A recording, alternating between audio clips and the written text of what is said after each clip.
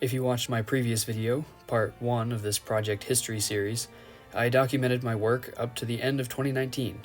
7 ranks were playing via admittedly haphazard analog Pitman wiring, and there were a total of 14 ranks in the organ room.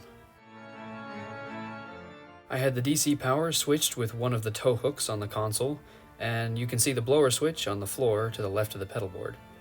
Stop control for the 7 ranks was accomplished with the old Hook and Hastings stop rail, where 7 of the rocker tablets were crudely wired to 7 Pitman stop action magnets.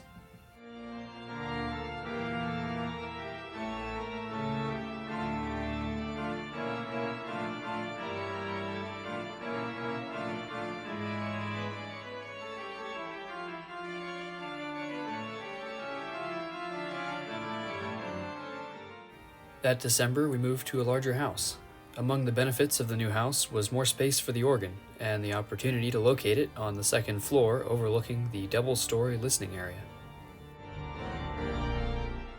Of course, the instrument had to be completely disassembled and moved, which was a daunting task considering my schedule at the time. All of the pipes were packed in trays I had saved from my various acquisitions, and almost every downstairs room in the old house became a staging area for disassembled components.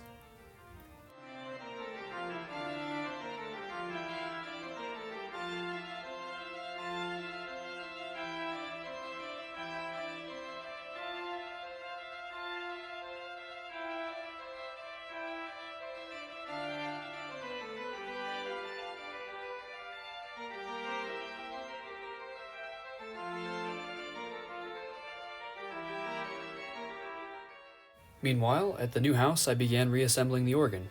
The Moeller Artiste had to go in first, because once the rest of the organ was brought over, it would be much harder to assemble in the back of the room.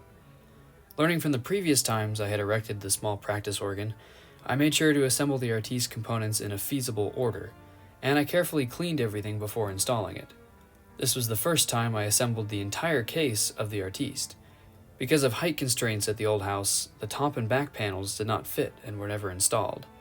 At the new house, with 9-foot ceilings, luxurious for building an organ in comparison to the 8-foot ceilings at the old house, there was plenty of vertical space to build the cabinet.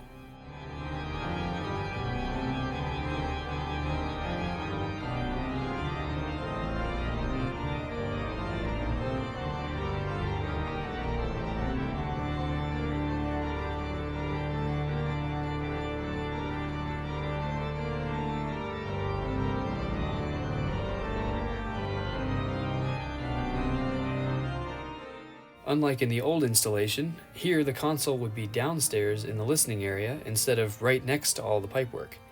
It had been getting to the point where, with only a handful of ranks, I had to wear hearing protection to practice. The new setup would make playing the instrument much more enjoyable.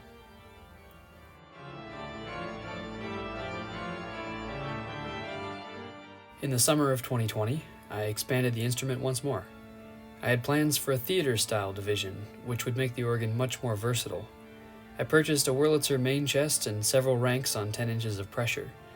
Also, I gathered most of a second Moeller Artiste and Aventus blower.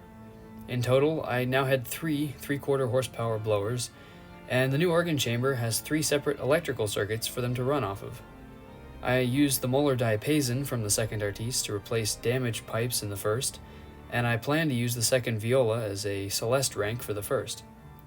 The pipes you see on the second Artiste chest are from the Stevens practice instrument I acquired in 2016. The scaling matched the Artiste chest quite well. The other significant milestone for the organ project in 2020 was that I finally began installing a solid-state control system. My initial order was only large enough for 5 draw knobs to control 1 chamber driver board. Regardless of the size, the organ could now be played in its new location. The cable distance from the console to the chamber is about 100 feet to route the cable in a non-invasive way, and the solid-state system simply uses a Cat5 cable to connect the console and the chamber, instead of the bundles of wires required for a traditional control method. I wired 5 knobs on the console and wired the chamber driver to my Pitman chest, and voila.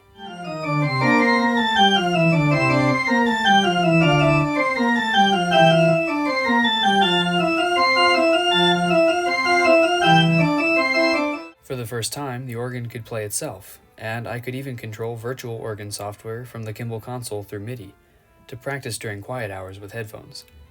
In fact, the music in the background of this video, the fugue in D minor, was recorded by me using a virtual organ on the Kimball console.